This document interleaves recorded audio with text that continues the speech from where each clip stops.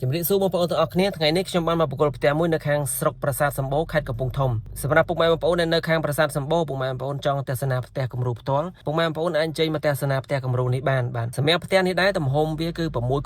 ម៉ែត្រមានបន្ទប់គេង3បន្ទប់ទឹក1ចក្រានបាយ1ទទួលភ្ញៀវ1រៀនហាខាងមុខ1សម្រាប់សម្ភារៈផ្ដល់ជូនគឺដូចនៅក្នុងរូបភាពវីដេអូនេះទាំងអស់យើងដកកង្ហារវាំងននពុកសាឡុងម៉ាស៊ីនត្រជាក់ម៉ាស៊ីនទឹកក្តៅទឹកត្រជាក់ម៉ូដផ្ទះនេះគឺជាម៉ូដផ្ទះដែលធ្វើដាច់ជាងគេនៅក្នុងឆ្នាំ2026